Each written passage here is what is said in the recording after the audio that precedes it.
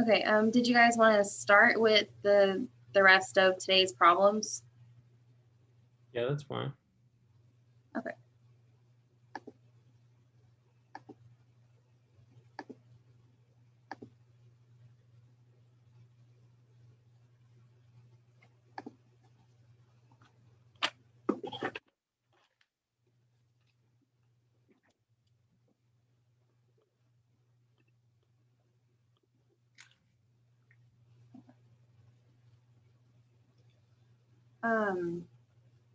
Did you guys get through any of this during class today?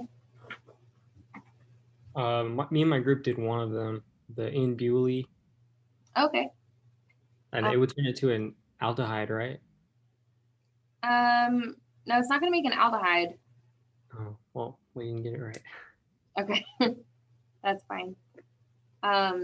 So N-butyl lithium is an alkyl lithiate. It works a lot like a Grignard, only like this is a little bit more ionic than a Grignard. So what it does is it attacks the acyl chloride, and you end up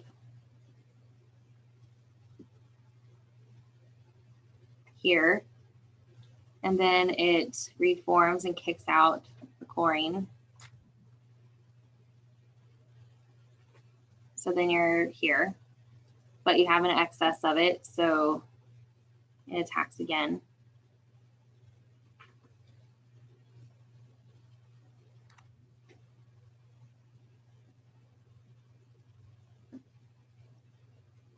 So you just end up there with a tertiary alkoxide. Okay, that makes more sense. That's my best hint for any problem like this, even on your test, is if you're not sure what's going to happen, always draw out the reagent. You're going to have scratch paper, so drawing it out might help you figure out what's going to happen. Okay. Okay, what happens in the one with the alcohol here? So pyridine, what does pyridine look like again? Is that the one with the nitrogen?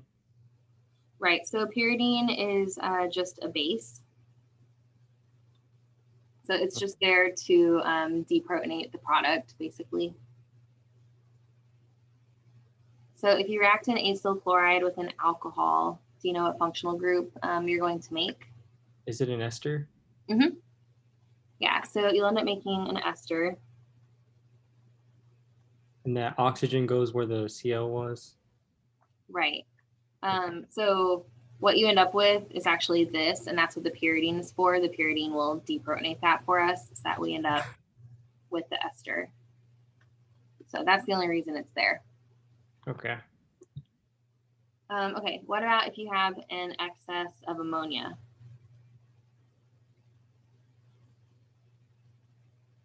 Is that going to replace the oxygen on the carbonyl? Or is it going to replace the chlorine? It's going to replace the chlorine. So that's the NH2? yeah, that's the common thread for all of this, is that chlorine is your leaving group. So for every single one of these, you're just swapping out chlorine. Okay, yeah. Except the Grignardish one, the alkyl lithiate, that one was a little different. But so if you do the attack, you would end up here after you kicked out chlorine. And this is why you have an excess of ammonia, is so that you can deprotonate and end up with just an amide. Okay. That's the final product. So how is this one different? It's going to add a methyl group. Right, so the overall reaction is not different at all. You just have to add the methyl group on there. Okay. And then what about this one here? What is this top compound? We did this one earlier. Isn't that Acyl chloride. No, I'm wrong. That'd be an ester. No. So you have your CH3 group, and then Oh, it's a carboxylic acid. yeah. So you have this, and since you also have pyridine, that's actually going to deprotonate your acid, so you end up with a carboxylate. So that's actually our reactive species here. And remember, we're just going to take the place of the chlorine, right? Mhm. So here is our original carbons. We'll call this, let's just number these so we can keep them clear. So this is 1 and 2. We displaced the chlorine and replaced it with this oxygen. And then we'll call this 3 and 4.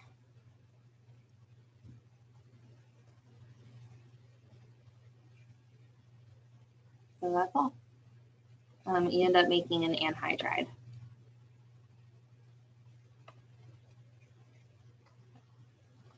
I'll erase this and make it a little cleaner.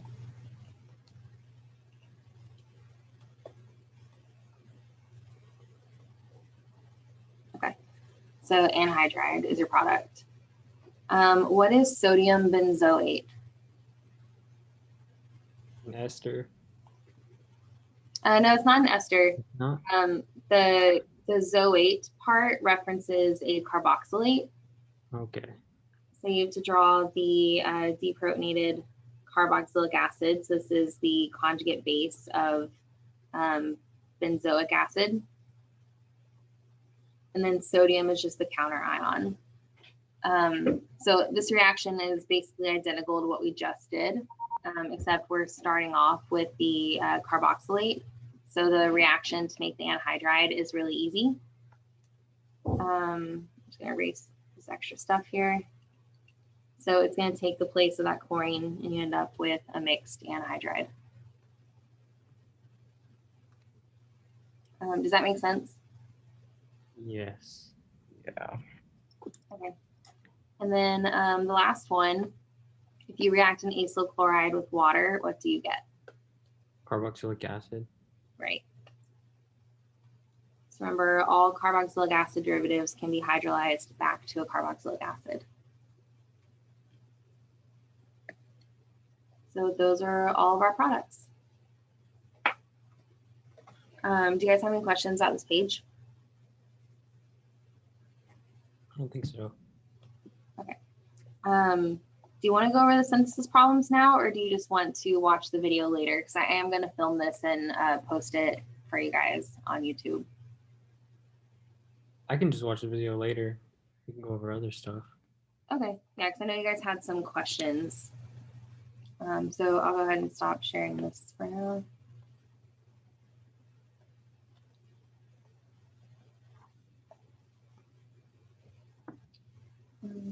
So let me open up a different app. I don't like the whiteboard from Zoom. I find it really obnoxious.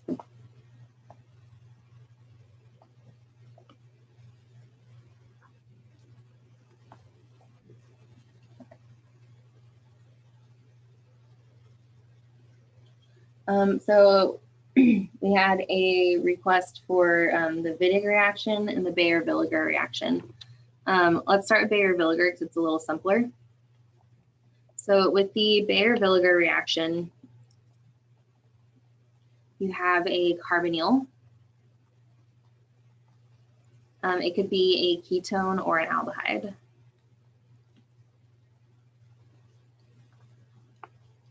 And you react it with a peroxy acid, peroxycarboxylic acid. Usually MCPBA is used. That's one of the compounds that we already know of, but it could be anything.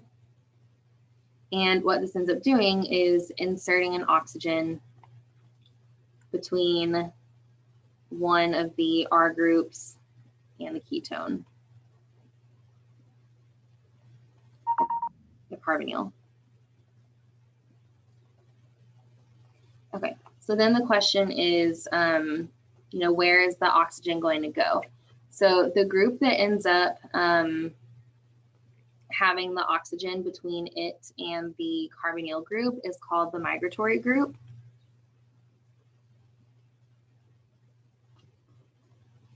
Because it migrates. If you remember from the mechanism, which I'm not going to test you over, but when we went over the mechanism, what we showed is actually that, oops, I don't know why I did that. It's not actually that like oxygen is just being inserted. It's more like the oxygen is attacking the carbonyl, and then the carbon, the migratory group, actually moves to the oxygen. Like it actually makes that move, which is why it's called the migratory group. So then we have to decide, you know, which one of these compounds is going to form. Are we going to move R1 or R2? And this comes down to the migratory aptitude, which basically just means that some groups are better at migrating than others.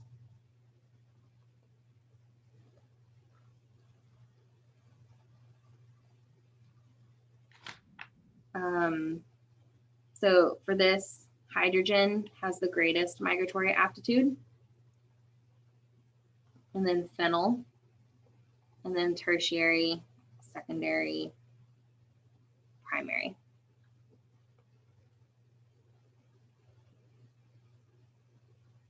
Is that for anything tertiary, secondary, primary, or are we talking about like carbon? It has to be carbon in order for it to be like an aldehyde or a ketone. Oh, I see what you're saying.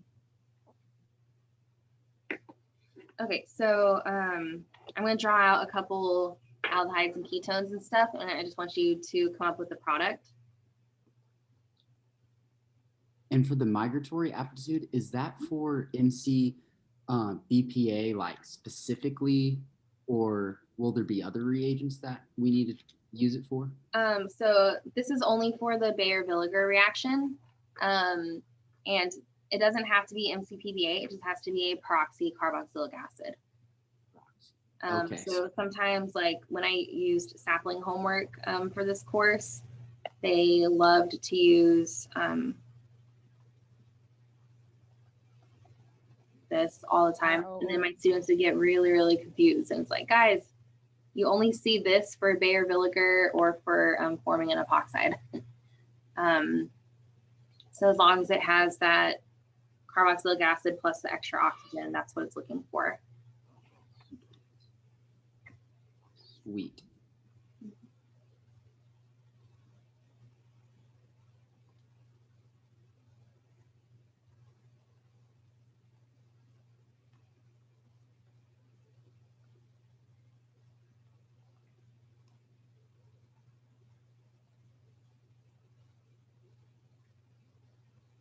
So is it either or because both wouldn't be on there, would it? For like in terms of the MCPBA? What do you mean? Because up above you had the whole molecule written out, and then you had MCPBA underneath. Would both of those, or is that just saying that that's what that is? So this is a non-specific peroxy carboxylic acid, so it could be any peroxy carboxylic acid. Oh, okay. Telling them that MCPBA is the one that you see the most often. Yes. That's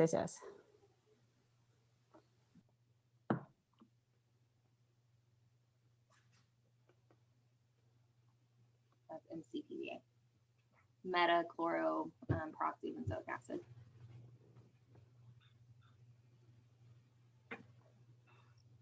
So for that first problem, the oxygen would just go where those two methyl groups are, and it would become a 6-membered ring. Yes. Okay.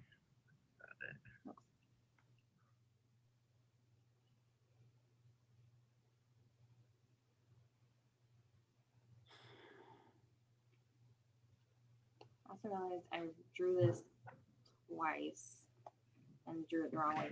I wanted H over here. Not that it really matters, but so the reason that we choose that is because this is the more substituted carbon. So that's actually a quaternary carbon. You can insert that in there. It just depends on how you view the group. You might view this as like a tertiary migrating group. The more substituted, the better. Okay, on the next one, are we going to insert between the carbonyl and the methyl, or the carbonyl and the phenyl? The carbonyl and the phenyl. Right.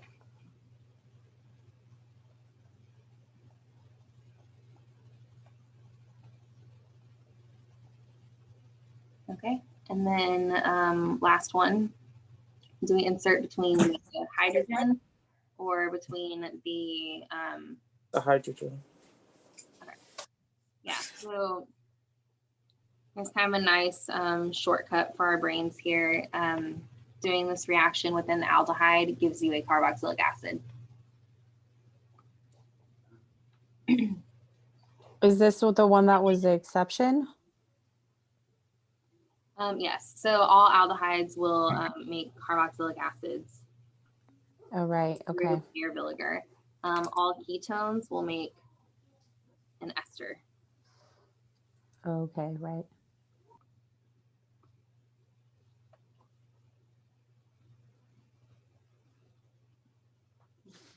Did that help with the Beer-Villiger reaction? Yeah. Yes. Are you going to be uploading this video? Yes. Okay. If that's okay. I have to go do the aside. Okay, cool. Thank you. No problem. See you later. So then the other topic that was asked about was Wittig. I don't remember who asked this. Was it Juan? Was it you or was it Stuart? Yeah, it was me. Okay, cool. I would have felt really bad if he asked the question and he had to leave before the answer. So what about Wittig specifically? Is there something specific? I just want to go over the reaction, make sure that I know it well. Okay. So with the Wittig reactions, there are a couple things that you kind of have to remember. One is that sometimes the ylid is not given to you as the reagent. You have to make it, right? Right. So it might be that you're given something and then you have to realize that those conditions make the ylid, and we'll go over those in a second. Two, if E and Z is possible, you want to draw the Z product. And then does anyone remember anything else?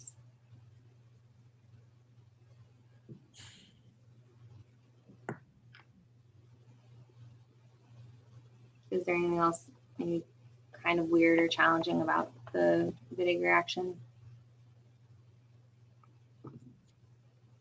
My last thing would be to always count your carbons. So I think that's one of the biggest mistakes that students make with Wittig, and you're not drawing your own products for this test because it's multiple choice. But when I draw out your options, I'm gonna do some that have too many carbons and some that have too few carbons, just to see, like, are you actually, drawing out the product? Do you actually recognize the correct one, or are you guessing? Okay, so let's talk about how the Wittig might actually be given to us, first of all. I have a question. Although it has a W, is the pronunciation with a V sound? Yeah, because it's German. Okay, because okay. Yeah, I mean, it doesn't really matter. Some people say Wittig, some people say Wittig. I was always told Wittig, so I just say it as Wittig. But if you say Wittig, I know what you mean. Yeah.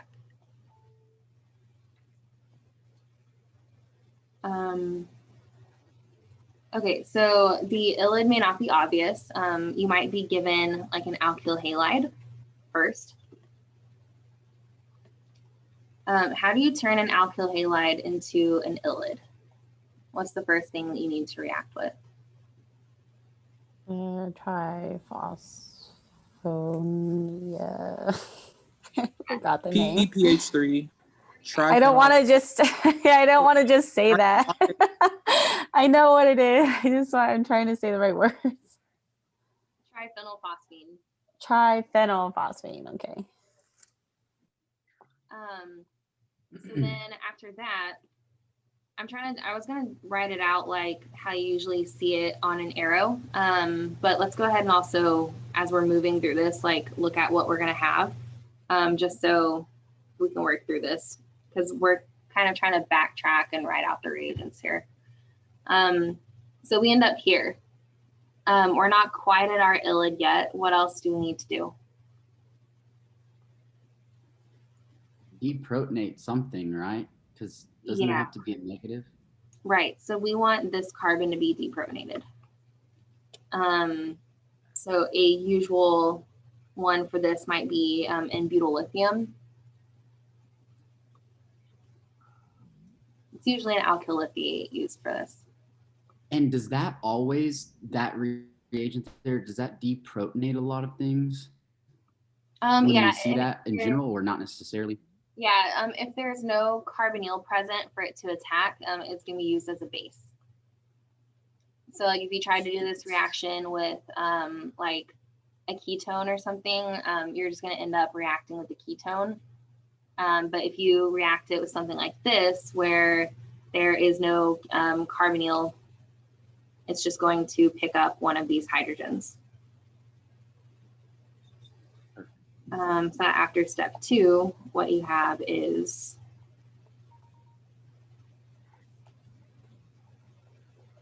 this. Remember, you still have one hydrogen on there. We just don't need to draw it. And also, sometimes the ILID is drawn in the resonance form.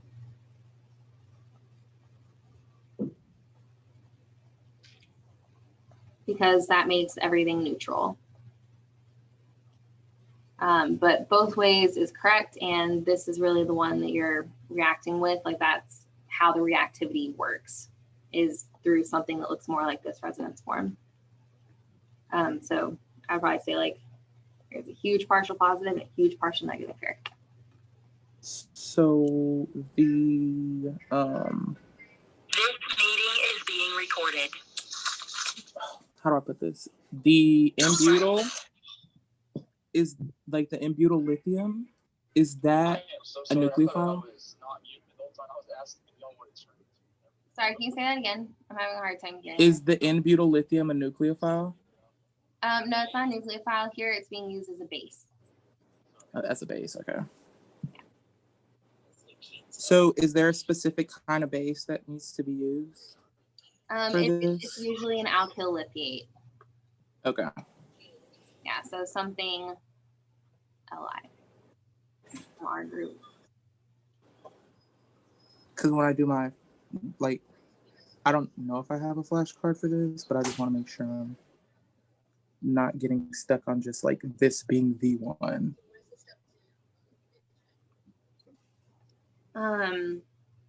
Okay, and then in the next step, you would add like a ketone or an aldehyde, you know, something for it to actually react with. So let's pick something.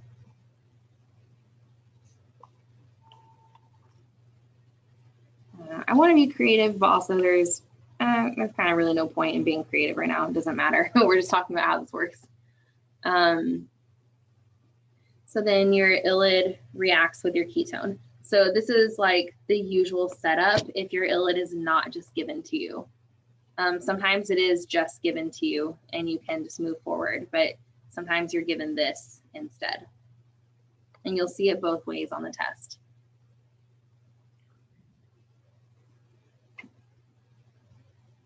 Although, So then if it's not given, then whatever the product is after it's been reacted is what's actually given then, correct?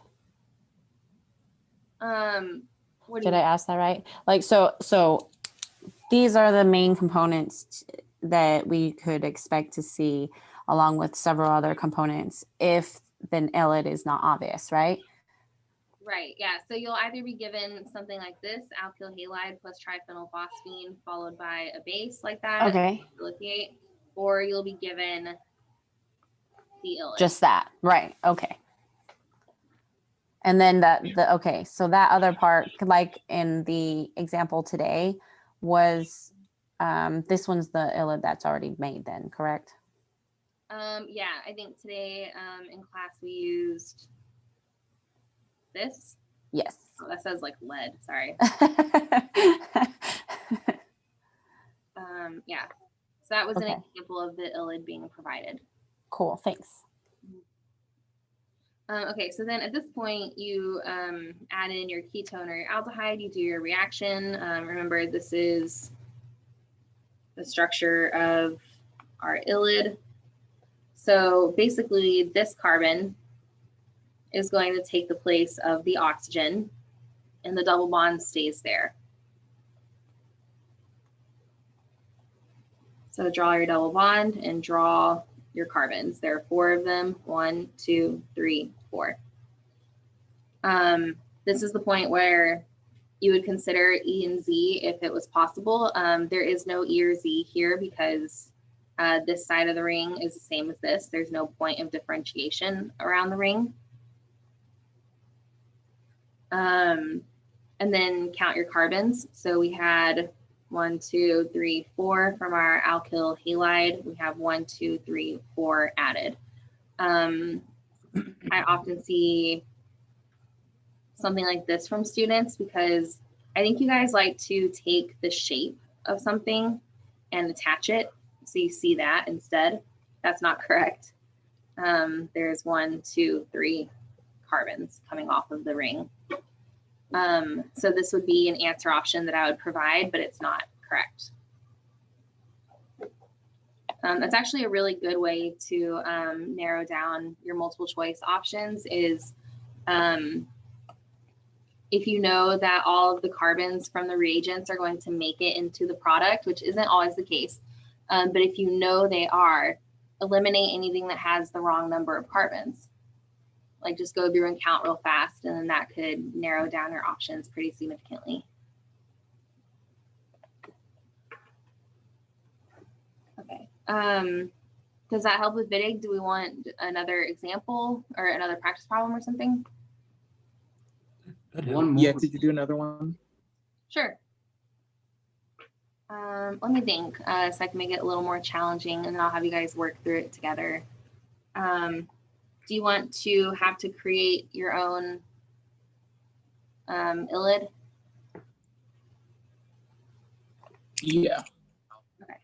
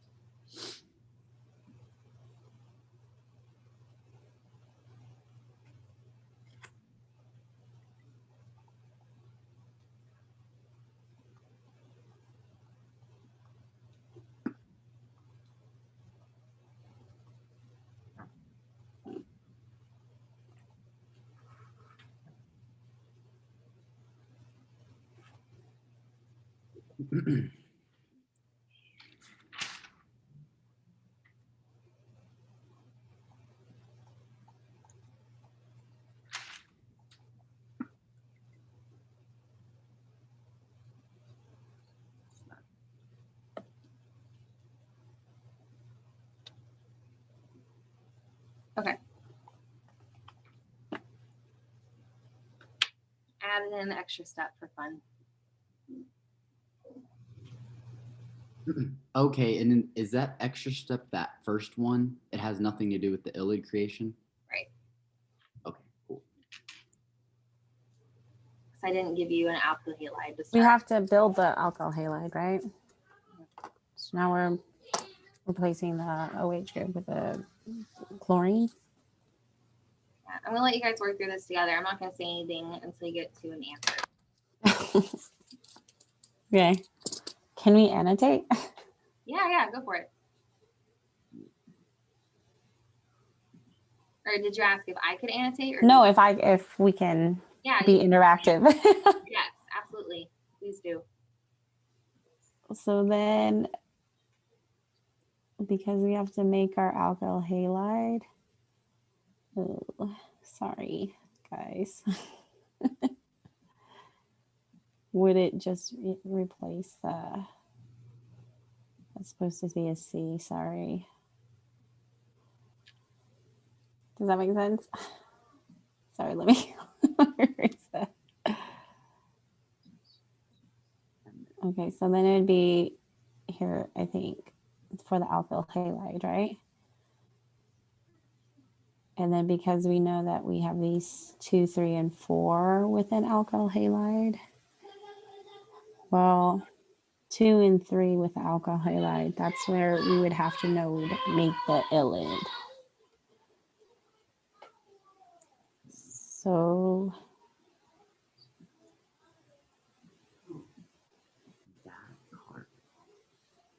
right. And then PPH would be where the CL is. Yeah. Sorry, I don't have a pen. So doing this like just off of oops, 3. And then plus. And then because it's gonna go right here, right? Does it matter that it's not in a benzylic position? That has nothing to do with it, right? Okay. Because these are the hydrogens. So it's going to react with one of them, the N-butene, to create the ylide.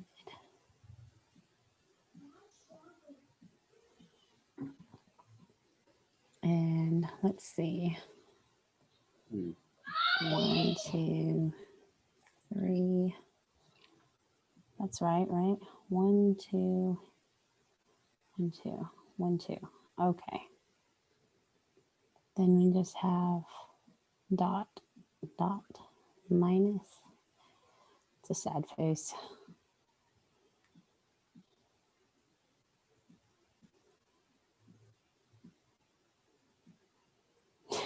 And this would still be positive because, yes. Yeah.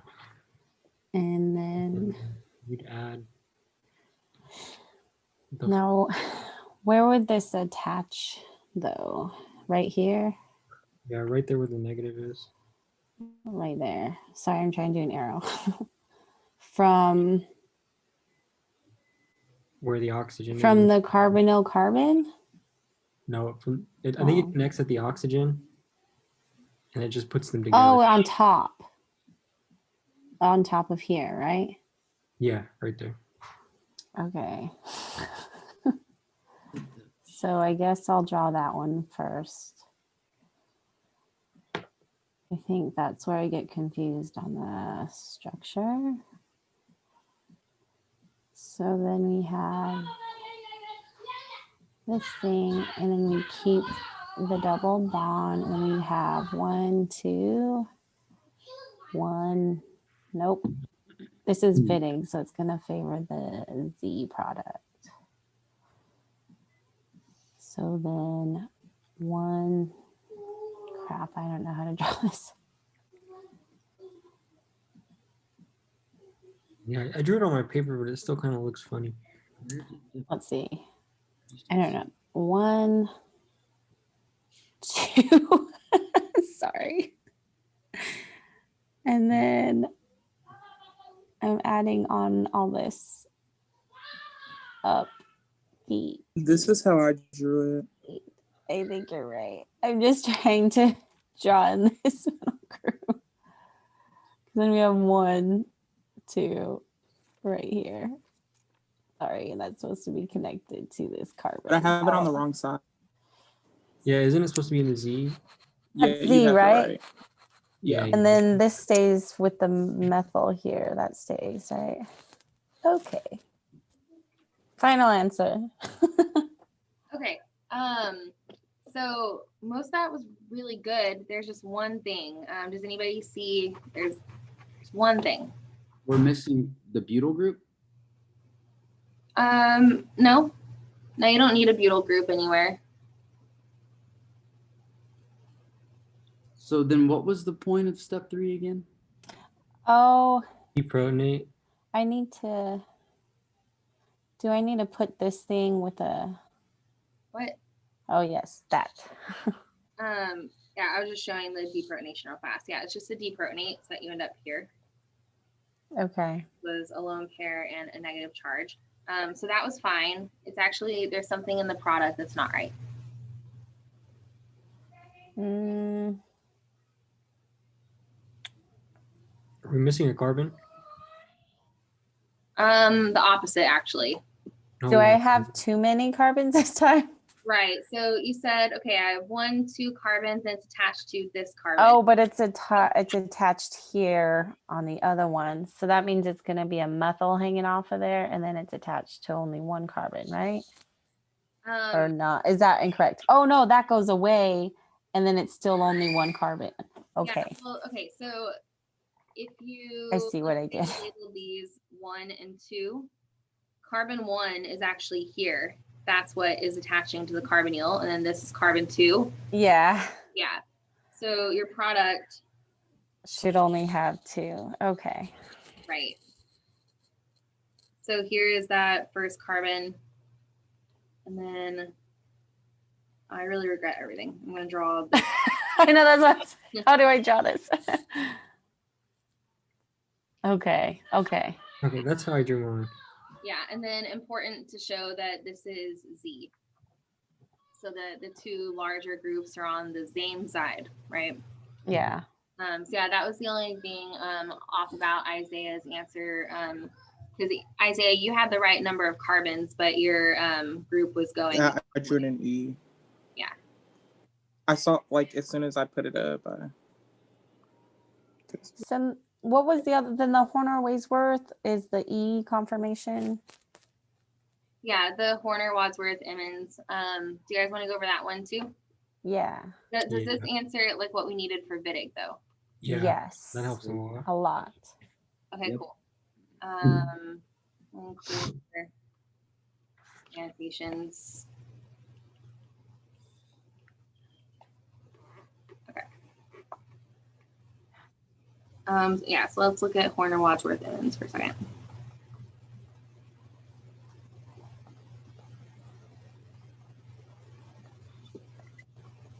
Sorry, I just think of like Spitwads whenever I hear his name.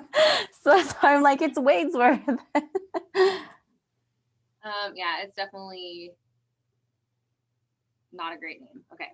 But 3 people discovered the reaction and they all wanted their name in the reaction. I don't know. If I had a reaction that I created and I was naming it, I would probably name it something stupid. So, okay. The Horner Wadsworth Emmons is a Wittig, but with a phosphonate ester instead of using PPH3. So your reagents, how's you're looking? Let's say we are looking at a comparable one to what we just did here. The Horner Wadsworth Emmons variation of that would look like this.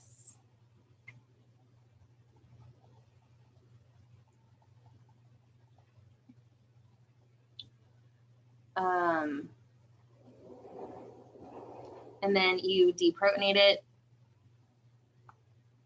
usually with sodium hydride.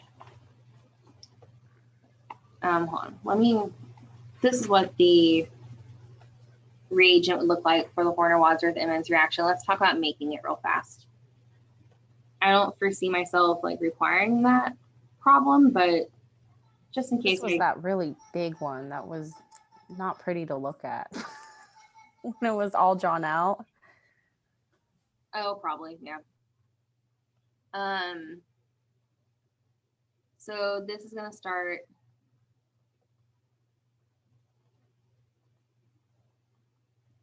with these as your reagents,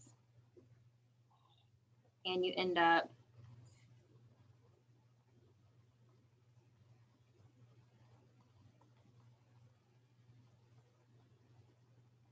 here.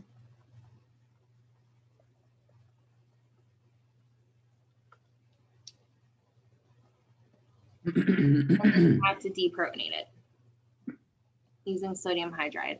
So if we were writing it out across an arrow like we did earlier, let's take the exact same problem, same steps and everything, but we'll trade out the Wittig stuff for Horner Wadsworth Emmons. So this would be first thionyl chloride like we did previously, followed by this, followed by sodium hydride, followed by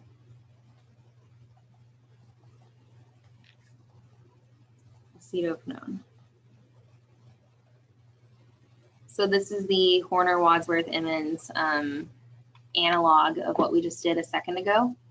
And then the difference in the product would just be, instead of Z, you would end up with E.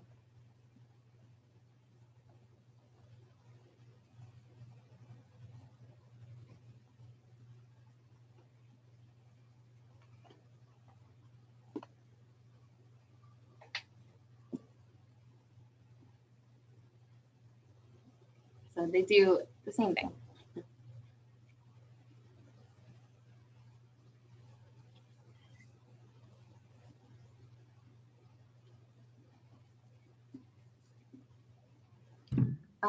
Another thing that I want to talk about real fast is looking at the product of a Wittig reaction and coming up with the ylide and the ketone or aldehyde. Can we do that real fast? Is that okay? Oh yeah. Like, so starting from the product molecule and then synthesizing kind of backwards. Yeah, like identifying how you would create it using Wittig chemistry. Mhm. So let's draw out a product.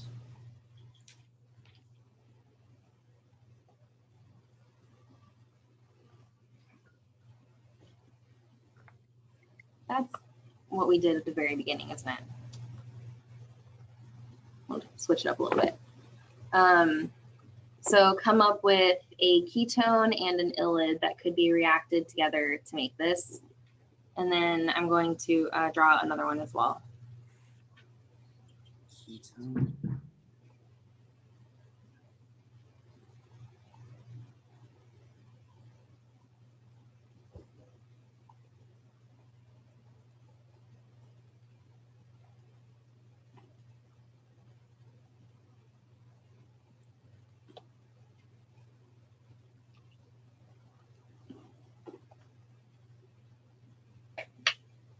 So come up with a carbonyl and an ylide.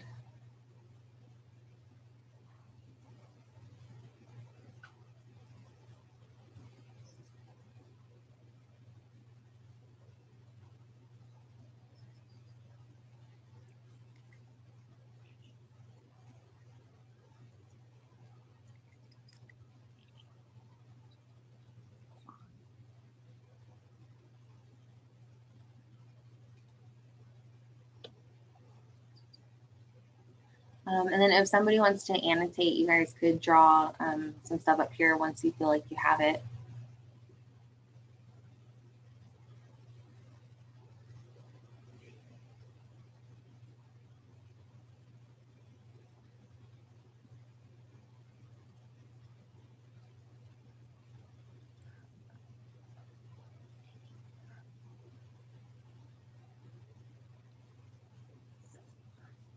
Can I do one? Sure. Let's see. I just took this mainframe and did ketone with this. And then let's see. This would be a PPH3. Did I draw that right?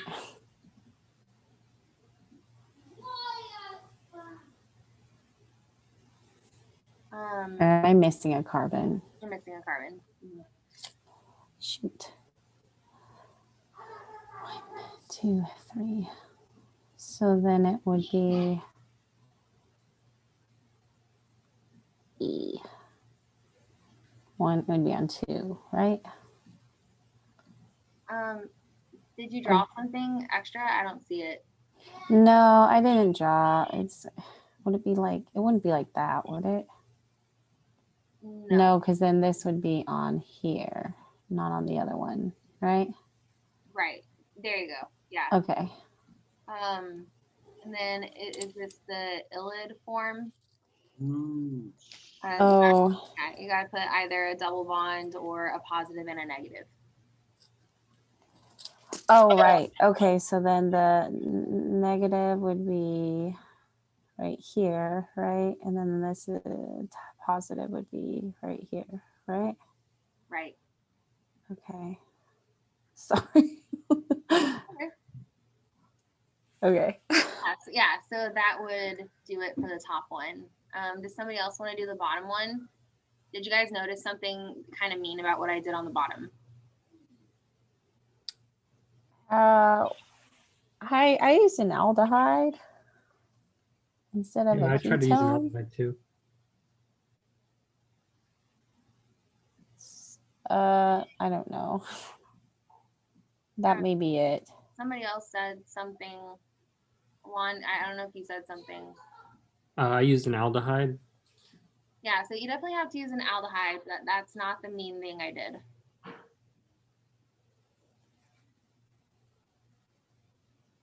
It's in a, does it matter that it's in a benzylic position? No, because that's not a benzene.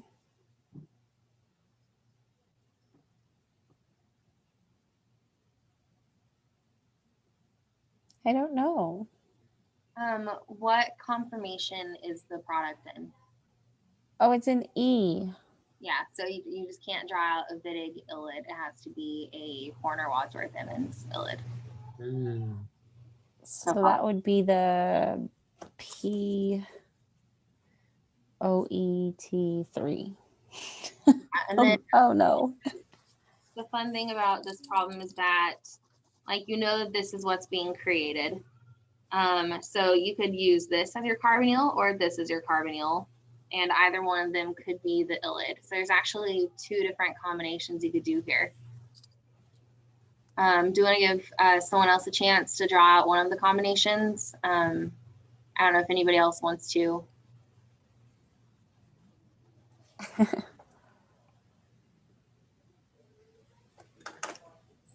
I have a question about the first one. I'm not seeing the. I guess like I'm missing a carbon, and I'm not seeing where it's at. Can I see Because what I drew how Megan drew it the first time. Oh, okay. Yeah, so if you have just this, then when it attaches, this carbon is going to attach to the carbonyl, right? Okay. So your product would have been this. Right. So that's why you have to have that extra carbon in there, is because it's right here. So 1, 2, 3, 4, 1, 2. Sorry, I did not use the same numbering scheme. That would be nicer.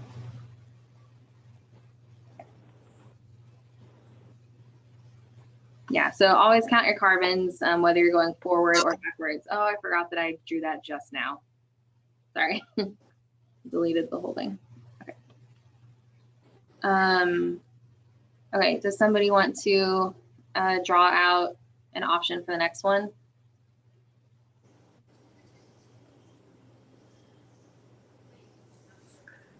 I'm trying it right now. So. Let's see. Okay, I'll give you guys a minute or two to think about it. Once you have something, draw it out.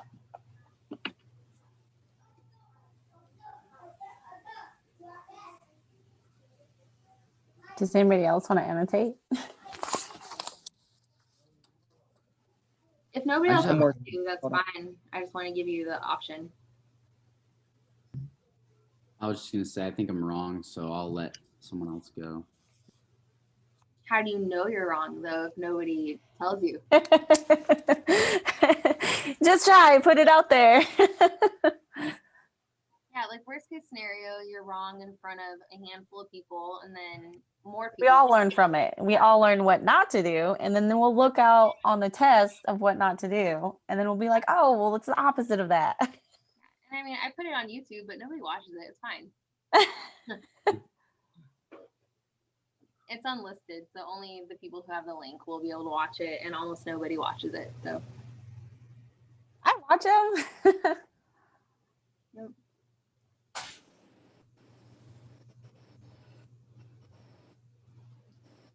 Okay, yeah, so that could be an aldehyde.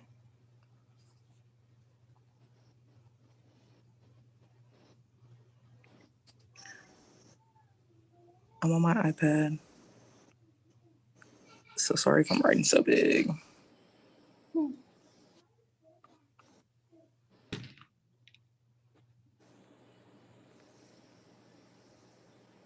That's not a smiley face.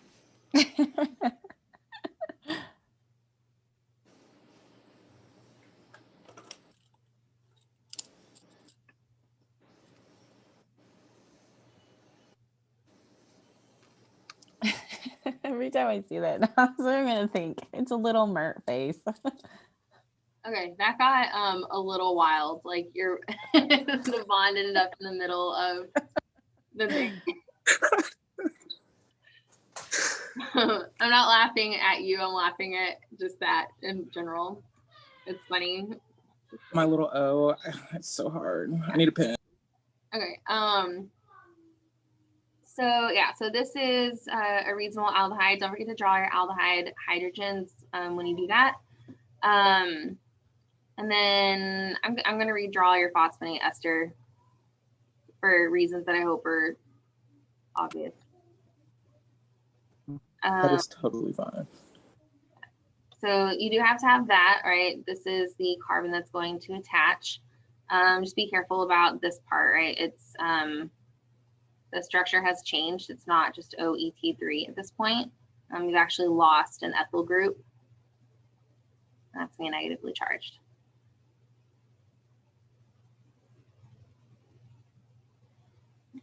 Does this make sense?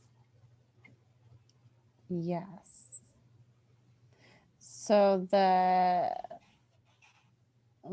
negative charge is where it's attaching, correct? Right. Because I drew it the other way where the 4 carbons. Okay, yeah. The butane is the ylid. Yeah, so I'm gonna erase the annotations real fast just so I have space. Yeah, that erased the answer to the other one too, but that's okay. So yeah, the other option would be to create your ylid.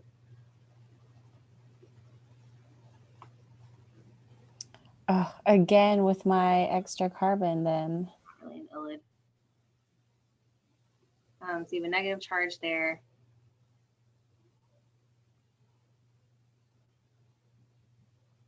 And that would be your aldehyde. Man, I better watch my carbons then because I added another carbon then. Yeah, for some reason I added one between the aldehyde and the ring. I didn't do that. I did that on the 1, 2, 3, 4. 1, 2, 3, 4. Yep, I added an extra one on the whole butane thing. So this is a good example of like counting your carbons in your product and your reactant. So like just go through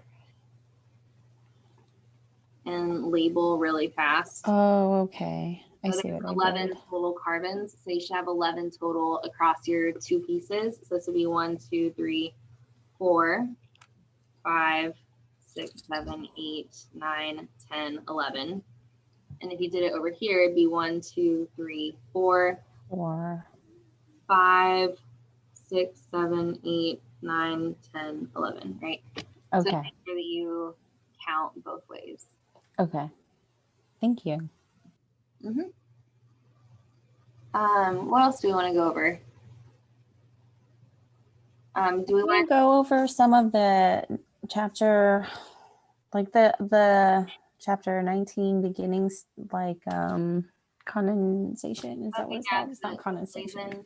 Yes, the Claisen. Because that's the stuff that was tripping me up in terms of like knowing the differences, the slight differences between all of them. Yeah, so we're only gonna have Claisen on the exam, so you don't have to worry about like going into aldol reactions yet. So if you've kind of read into that, Yeah. it's not gonna be on the exam. Okay. We're gonna save that for the next one. Otherwise, the next exam would be pretty slim. Oh, okay. So, for the Claisen condensation, what you're looking for in order to know that it's a Claisen condensation is that you have an ester that has to have 2 alpha protons. And then from there, you also have to have an alkoxide that matches your ester. So you have OET as your alkoxyl group in your ester. You have to have OET as your alkoxide. And then you're also going to have the alcohol that goes with it. So what happens in the Claisen condensation is you're going to make an enolate of your ester. And this is one of those situations where the equilibrium really, really matters. So we have our ester, we have ethoxide. Actually, let me draw this out like a full reaction so we can do a little acid-base reaction first. So what did you call the what is it? The sodium ethyl, no. The Ethoxide. NaO, yes, ethoxide. Okay, thank you. Because that matches, that has to match the other side on the ester, right? Right.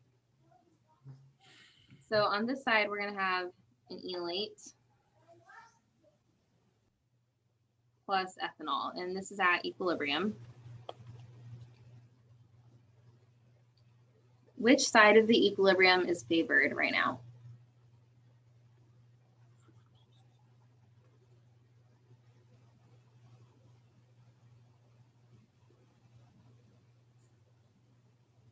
Is it the side on the Is it the on the reactant? left with the It's the reactants? pKa, the react. Right, it's the reactants. What's the pKa of this hydrogen right here, approximately? 20? A little higher. 24? Yeah, Isaiah is doing Oh. 24. Go ahead, Isaiah. Yeah, 25, right? This Oh, 25. this is approximate, so 24 or 25 is good. Okay. All right, 1 second. This is like my 4th hour of talking, I guess. Okay. And what is the pK over here? That's like 20. That one's 20. And this is an alcohol. Oh. Oh. Then it's lower. 13? Not that low. Oh. It's around water. What's the pK of water? Oh, 17. So the pK of water is 19. 17. I thought water was like 17.5. Guess not. So most of your alcohols tend to be between 6. Oh, 15.9. Okay. Yeah. So alcohols tend to be between 16 and 18. The closer the structure is to looking like water, typically the closer to the pKa of water it is. So this only has those 2 extra carbons. I believe the pKa is like a little above 16 for ethanol. But 16 to 18 is the appropriate guess there. So I wasn't wrong, 17. No. Well, I asked you about water though, and water is very. Oh, wrong. Water's wrong. Yeah, water was wrong. Okay, so that's why we favor our reactant side, right? Is because this pKa is higher, it's the weaker acid. So the reason this is important is that you're going to have very little of this and a whole lot more of this. So every time one of the enolates is created, it's going to immediately react with one of the esters. So even though the Claisen condensation and all aldol type reactions are written out with only one equivalent, you have to know in your head that you're going to be using two equivalents. Okay, so in our first step, let's draw out the mechanism. Or do you guys want the mechanism or no? Yeah. Isaiah says no. Yeah, I'm good. I don't personally need it. Okay, let's skip over the mechanism either. now. I did make a video about it, but let's talk about how the product forms. We'll just do the key step of the mechanism. So we have our enolate, and we know that there's very little enolate and a whole lot more of the ester. So you can draw your other ester molecule. And we know that this is going to attack. So then in your next step, you have that. Here is the bond that you just made.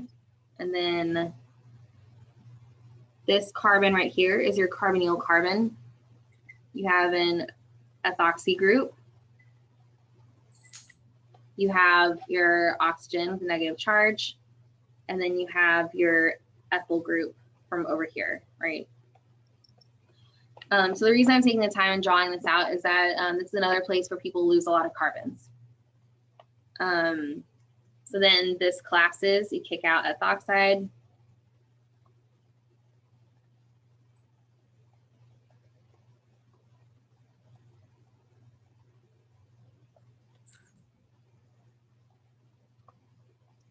And you end up with a product like this. Remember, if you go watch the video that has the mechanism, remember that we're actually going to deprotonate again and then go through a reprotonation process. That's actually part of the driving force of this reaction. So it is important to know that that happens, but for coming up with the product, it's not important.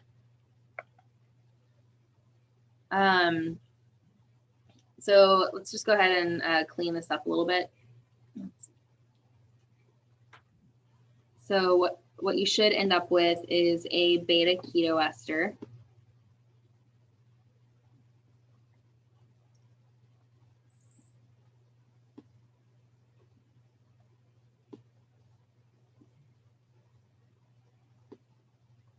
Looks like that. Is there another name for beta keto ester? Not that I know of. Why? Or just remember on that quiz 10, you asked the product of a Claisen condensation reaction, and there was I remember that. beta keto ester on there. I think it only said beta keto. I know what you're acid. talking about. It said like Yeah, it only said keto beta acid. keto It was like acid. beta keto acid or Yeah. Are those the same? Beta keto ester was not an answer choice, so I put beta keto acid. Yeah, I that put was- acid. yeah, I also. did the same.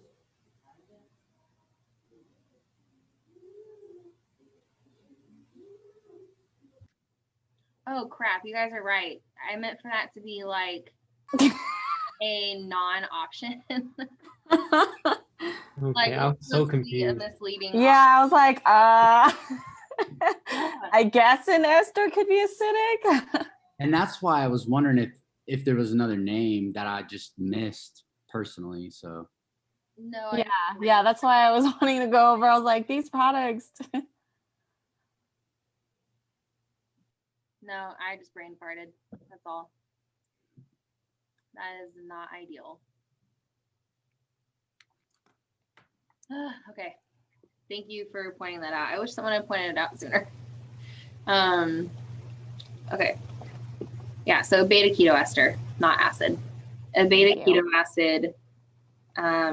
That's the carboxylic acid, right? Yeah. Yeah. And Okay. actually, we learned this term because it decarboxylates. Yes. Okay.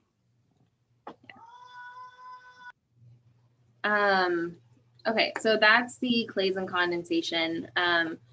There's also the Diekmann condensation, which is just Claisen that is cyclic.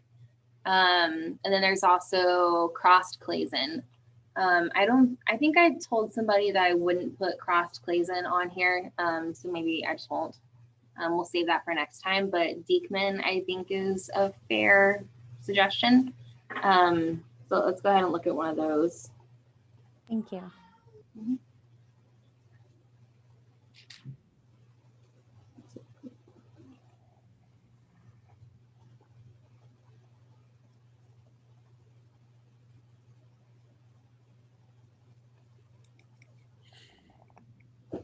Well, let's do one without a complication first. Okay. So Diekmann condensation, just like Claisen.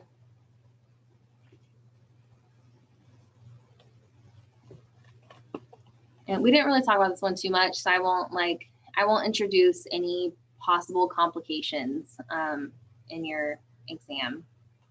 So like if you continue reading on in the book or into the notes or something, if you add like a methyl group here, it gets a little more fun. But we're not gonna do that yet. So here you have to worry about your alpha proton again. It doesn't matter if you deprotonate here or here, it's the same thing. I think the hardest thing about a Diekmann condensation is drawing out the product. And I don't know, now that I'm talking about it and like thinking about When you add, with it, I don't think I'm going to put this on the exam because we didn't really talk about it in class, but we can still talk about it now. because if you added the methyl, does that have to deal with like the 6, 5, and 7 ring product? Yeah, it has to do with the most stable enolate. Right. Okay. Yeah.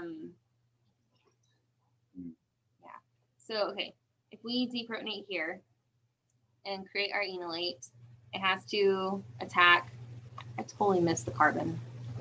It has to attack here. So I think the hardest part about Claisen is drawing the right size product. So when you're doing a Claisen reaction, make sure that you are thinking about which carbons are actually going to be in the ring. So that's going to be your enolate. I keep meaning to click just regular blue and then end up with the ocean colors. Your enolate, and then everything in between your enolate and your carbonyl carbon. So your product is going to be a 5-membered ring. Because you're making a bond from 1 to 5. So those are all going to be part of the cyclic structure. So when you draw out your cyclic structure, draw a 5-membered ring, and then you can go ahead and number it. And that kind of makes drawing the next stuff a lot easier because carbon 5 should currently have your negatively charged oxygen and a methoxy group. And then carbon number 1 should still have that ester on there. So until you're really good at just like picturing what your product and intermediates are going to look like, using this numbering scheme can really make it a lot easier for you. Just because then you can say, well, number 1 still has this, 5 should have this. Then you don't have to worry about like ending up with something like this, which is definitely a common type of mistake, to end up with just too many carbons in between where your ketone is going to be and your ester. It's also, if you notice, we kick out our methoxide group.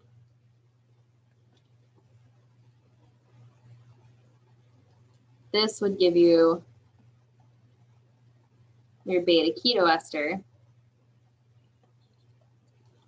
This would give you a gamma keto ester, and this is not the product of a Claisen condensation or Diekmann. So any Claisen type reaction, which Diekmann is, will give you a beta keto ester.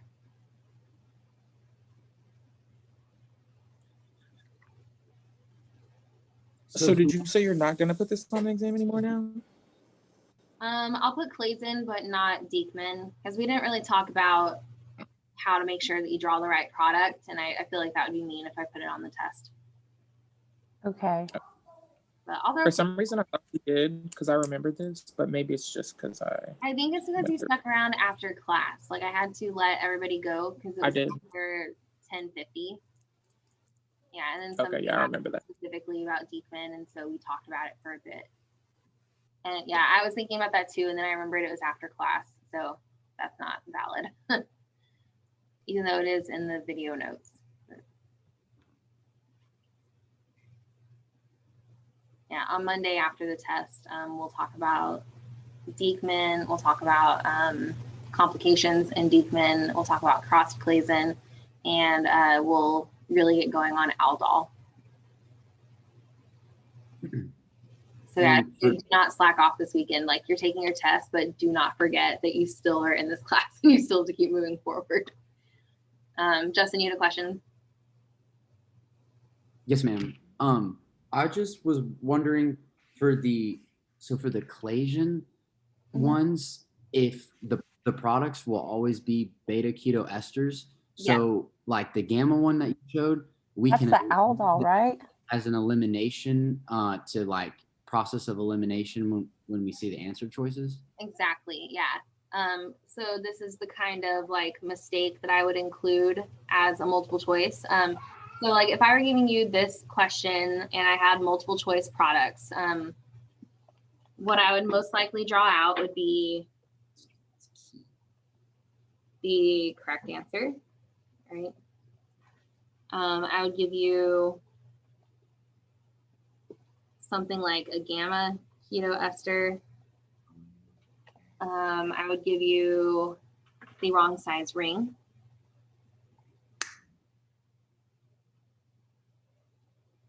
Right, so that's too many carbons. I also will sometimes do like inserting carbons between the ester and the ring. Yeah, it's pretty easy to narrow out your correct thing if you count the carbons and do this. Another thing that I like to do is see, like, do you actually know your reactions? Like if you're looking at this ester and you see this, do you recognize that it's a Claisen and not like, what's something that people do? Sometimes I leave it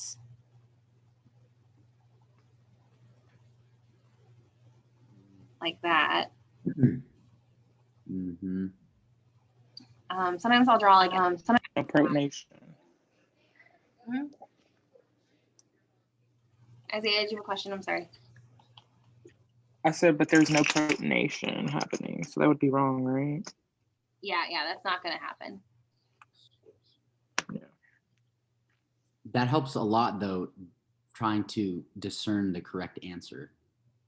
Yeah, so there's a lot of elimination you can do. Like usually there's only like 2 valid options, like ones that actually have the correct functional group, which is why I've asked you guys to study that way, like ester plus alkoxide and alcohol, Claisen, and that's going to give you a beta keto ester, because then you can start off with eliminating stuff. Yeah. So these are all of your only beta keto esters. And then these are all wrong. You know what I noticed that in the I try to do the process of elimination, but then I like confuse my train of thought and I end up thinking like, oh well, these are the ones that are correct, but then for some reason I switch it and then I'm like, these are wrong. And then you know what I mean? Yeah, so only do the process of elimination if you're looking at that reaction and you're like, I don't know. So, I mean, if you know this is going to make a beta keto ester, then great. You can narrow it down to these 2 options. And then Okay. you knowing the reaction can help you figure out this one. Okay. If you didn't know the reaction, I would start by counting carbons. Yeah, that's like my second, that's my go-to is like, okay, how many carbons are there? Yeah, so from here, counting carbons would eliminate this one and this one. So then you only have 3 options. And then usually if you see something like this, like, yes, you've seen an acetal before, but you've never seen an acetal on the same molecule as, or this is a hemiacetal actually, on the same molecule as an ester. So I would look at that and be like, that's kind of a lot going on. You know, maybe that's not great. Okay. Like, there are a lot of ways to narrow it down. Hopefully the narrowing down is not a tactic that you have to use very often, I guess.